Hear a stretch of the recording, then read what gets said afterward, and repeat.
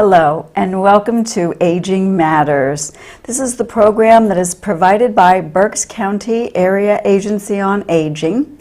And our show topic this evening is the growing Alzheimer's momentum. And I think it's most appropriate with Alzheimer's Awareness Month coming up, and the Walk to End Alzheimer's locally here is this month of October. So fittingly, that and discussing a little bit about Alzheimer's disease and the association and where we are currently and in the future, I have my guest with me this evening, Kellie Butsack, and she is the Associate Director of Programs for the Alzheimer's Association in the Delaware Valley chapter. So thanks for being here, Kellie. I appreciate your time. Thanks for having and me. Sharing this information with us. I know it's been a bit since we've talked to you and had you on the show, and I think it's a good time to really talk about where we are. I think there seems to be, in my idea, more awareness at least about Alzheimer's disease, about it being, on the spectrum of the dementia focus, but still, we want to talk about kind of what we know at this point. But what I wanted to start with is some interesting, to say the least, staggering perhaps, statistics that you had given me earlier, and I would like to take this time to just share some of these statistics with you. So let me get that out. And here from the World Alzheimer's Report 2015, they find with the aging of the global population a couple of key things. The number of people worldwide living with dementia is growing, of course, and that 46.8 million people age 60 and over worldwide are living with dementia, and that was determined just in 2015. And this number will nearly double every 20 years. The cost, we know, we can see it. We know more people, I think, that we've learned has some form of dementia, perhaps Alzheimer's, but the cost we don't really think about. The cost of caring for people with dementia worldwide obviously is also growing, and the global cost of dementia has increased from $604 billion in the United States in 2010 to US dollars of $818 billion in 2015. So that's an increase of about 35.4%. I'm thinking, I just need to go 604 and 818, so whatever percent, that's a lot. And obviously, to clarify some of the costs, where that comes from, what that's been dedicated to has been medical costs, direct social care costs, and that involves those individuals that are paid, professional home care, those in residential and nursing homes, as well as the value of that informal assistance care, that unpaid network. Right, the unpaid care of the millions of family caregivers that are providing free care. Exactly. Right. And then this one, of course, kind of brings it a little closer in that in 3 years. So in 2018, the global cost of dementia will exceed $1 trillion. And if you think about 2030, $2 trillion.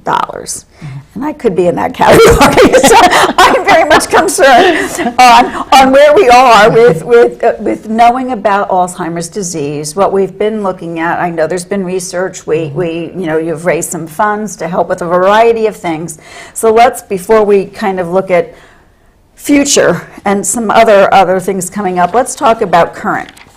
And some of the things is obviously tell us a little bit about awareness and maybe some of the treatment kinds of things, where we've come from over the past and where we are right now with that. Well, Anne, when you talk about those numbers escalating, as they have been really for the past 10, 20 years, people often ask me, why are the numbers so high? Do we have that many people developing dementia or Alzheimer's disease? And really, there's a couple factors that feed into those numbers.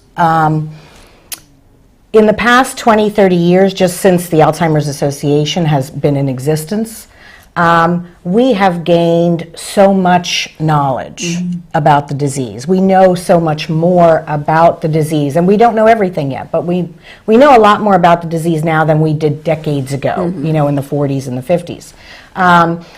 So not only in the scientific community and research knowing more, but it's been one of our roles through the association to generate public awareness. Okay. And I think with that increase in awareness, we have more individuals who have an idea of the warning signs, the symptoms to watch for. More people are going to the doctor for diagnosis because they understand more about the disease. So that awareness encourages more people to become diagnosed. People who decades ago may have never been diagnosed, have gone undiagnosed. So more people are getting diagnosed, more people are being proactive about treatment and care and support for the disease. So I think that plays into those numbers. More people are being diagnosed and being more proactive about their own care and treatment. So where we've done a good job of awareness. I know in the past year a lot of people have said to me, wow, Alzheimer's is really in the news. So we're kind of becoming more mainstream, like a lot of other chronic illnesses.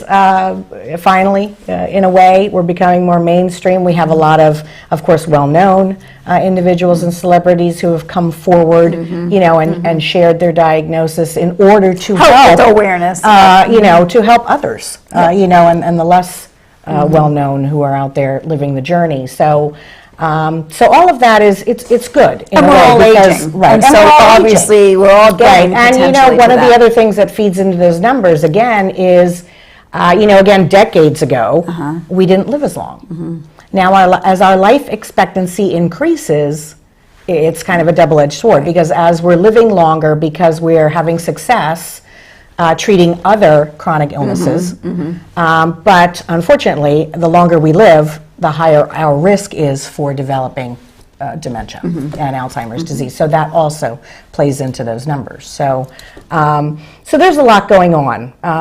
We feel it's an exciting time in terms of gaining that momentum, that you mentioned. And hopefully that momentum helps everyone out there across the country and the world who is affected by the disease in terms of funding for research and programs, at the local level, like programs that you have at the Area Agency on Aging.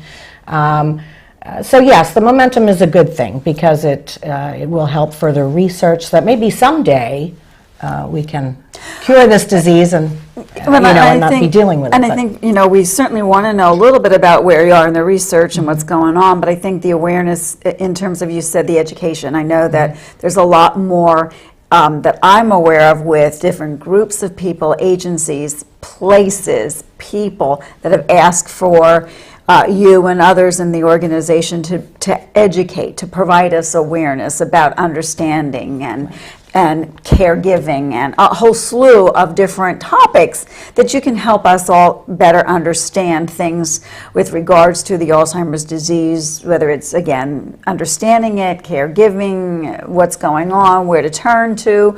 Plus you have a lot of, there's some services that help with things, the different programs also, and we won't get into that tonight, but you've got some things with folks that might wander and so on. So I think that's really meshing all of that together is really getting us because there. we as an organization have also come a long way in being able to support the individuals and the families that are on the journey in terms of education and programs and support groups. So I was just going to say, the support groups is very beneficial, I'm sure. Research is taking an interesting turn. I often get asked by family members, where are we at? What, and of course, when you talk about research, most people think, that magic pill or that, something that's going to cure the disease. And we're not there yet. Research takes a long time. It takes years of development in research. But interestingly, every year the Alzheimer's Association hosts an international research conference. And this year it was in Washington, D.C., and I had an opportunity to attend. And what was interesting, it's a huge conference. This year's conference hosted over 4,500 attendees from 68 different countries. Wow. There were over 500 oral presentations. There were over 1,200 poster presentations. It's 5 days long. It's almost an entire week. And that's a testament to the depth of research that's being conducted not only here in the U.S. but really globally around the world. And as the largest organization in this country, we're also, outside of the federal government, we're also the largest funder of research.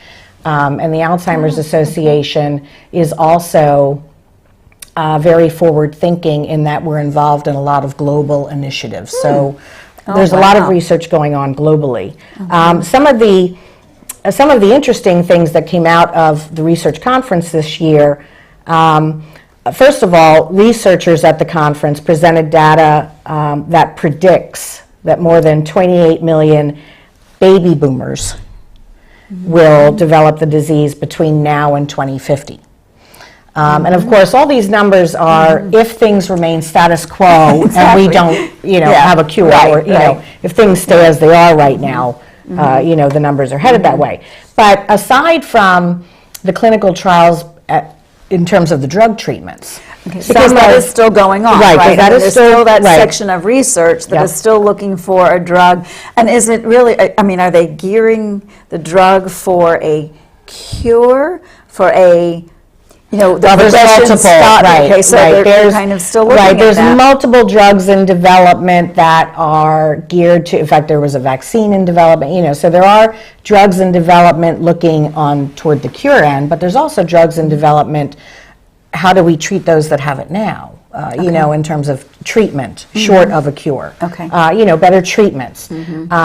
There's drugs that are targeting earlier stages of the disease in a more preventive way. So there is still a lot of different drug therapy treatments and research going on in clinical trial, and some that have been shown to be promising at this point. But some of the other, what I found interesting at the research conference is some of the other things, for lack of a better word, that are that are being looked at now in research are looking at, for example, there were studies presented that looked at women and Alzheimer's disease, because almost 2/3 of Americans who are diagnosed with Alzheimer's disease are women. 2/3 of those diagnosed are women. And again, it goes back to, so I'm glad to see a study, because also you're talking about, as, depending on when they started, what age that they're looking at in the women researching group, that we age, we also know that women tend to live longer than men.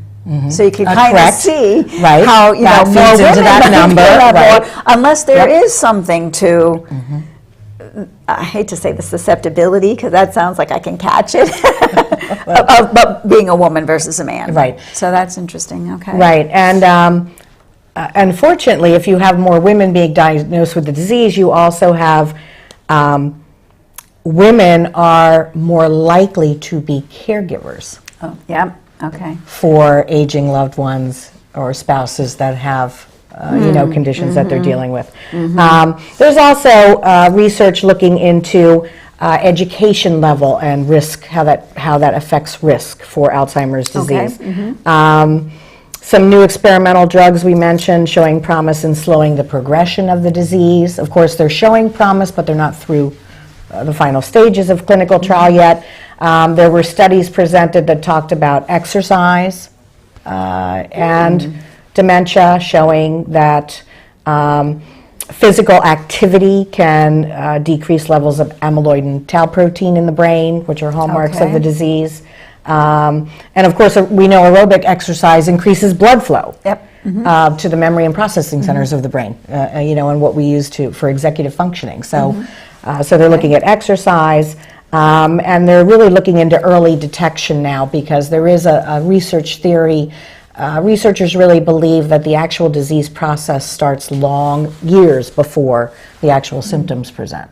So there's a lot of emphasis now on early detection and prevention. But I would mention that I would think that would be very hard because, how do you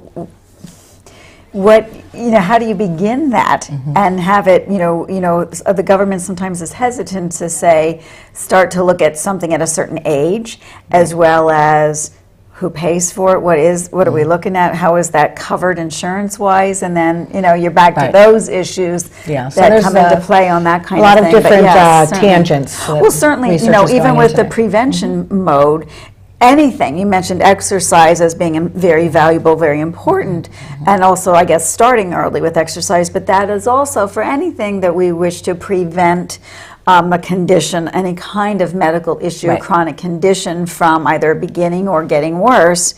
So it could all be kind of tied together, and that certainly doesn't hurt anybody to do some exercises and being physically active. Yeah, we've been talking through the Alzheimer's Association. When you talk about the consumer education that we do, we've been talking for several years now to the public and to family members about. And we often get asked, how do I not get it? How do I decrease my risk? Right. And there is no magic pill that you can take that will prevent you, from getting dementia necessarily. However, we all know that a healthy lifestyle is beneficial, and the same is true for Alzheimer's and dementia. Okay. So, and when you look at healthy lifestyle in terms of dementia, there's also a direct correlation between our heart health and our brain health. Okay.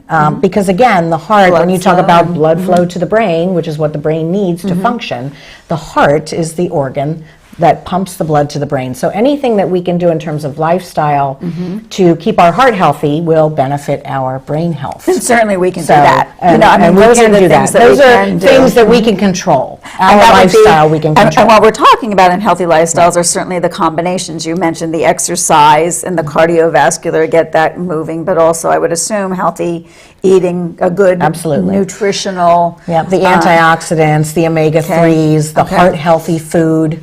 And the heart blocking the plaque, the diet, with the high fats and sodium. Right, and the diet is about controlling those numbers: weight, cholesterol, sodium, all those numbers that affect our heart health and our blood pressure and those kind of things. So, diet, exercise, and even beyond that, staying mentally active. So always challenging your brain. Okay. You're never too old to learn. So now, as you get older, and maybe you're into retirement, you're not working as much anymore, you've raised your family. It's a great time to.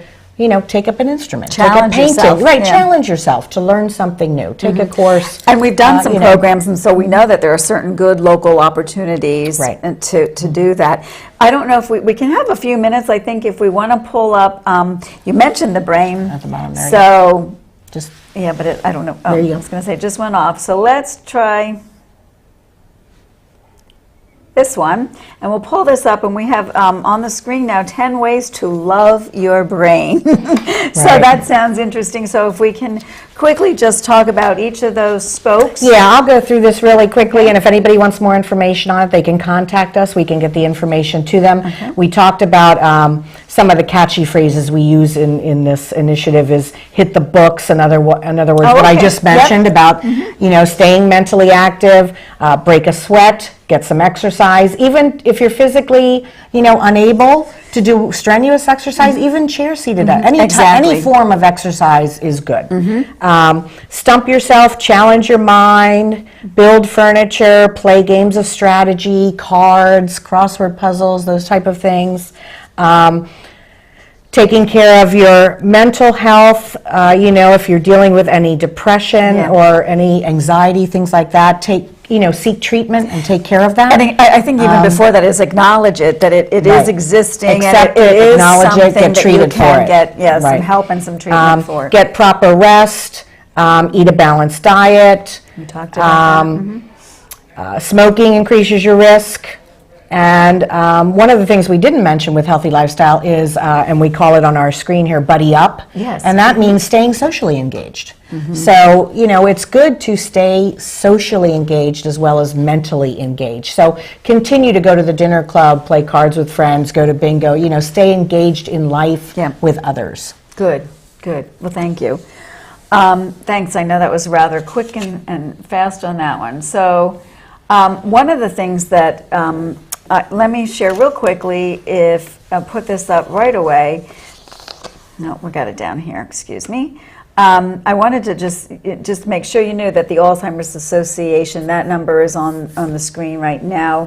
It is 800-272-3900. You can give that number a call for more information, any of these questions, if they want to know more about some research, or I'm sure if they want to contribute to some support financially, you can certainly Fundraisers, right? Yeah, you certainly participate in a fundraiser. would welcome that. That 800 toll-free number is a 24/7, Okay. 365-day-a-year live person number, and you can call for any reason. It's not a crisis line. It is a 24/7 That's number nice. for any question or any, Okay. if you need resources, if you're looking for a support group, an education program, or again, you want to get involved and participate in a walk event or have a fundraiser in memory of a loved one, that number is good for any reason, anytime. Okay, great. So we have that up. And the other thing that I wanted to get to, we talked real briefly earlier before the show, and I was interested because you were talking about research and some of the unique things about research, and you mentioned we were talking about lifestyle, and we talked about the exercise, the physical activity, the brain health, the nutritional piece, the buddy systems. But what about, you were talking about, in still terms of lifestyle, those are kind of the good ways to do some prevention, but you were talking about different directions in terms of lifestyles and living, whether it be independent, not necessarily, kind of different options for folks. Can you mention something about that you heard about?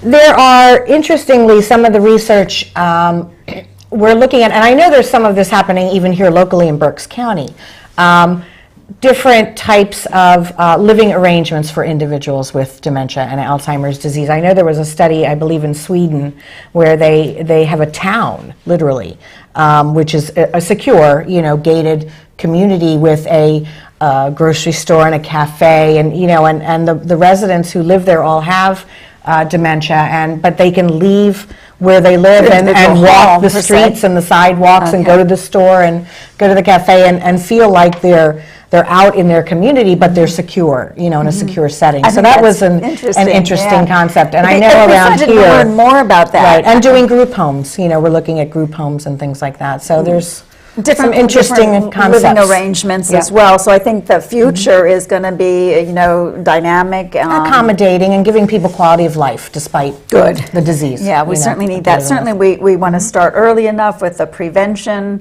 for all of us, knowing the potential out there. We want to look at our lifestyle. We want to look at those kinds of things. Research is certainly most important. And the last I think I'd like to quick bring up is something that we can all participate in. Would you like to quickly talk about the Walk to End Alzheimer's, Kelly? Absolutely.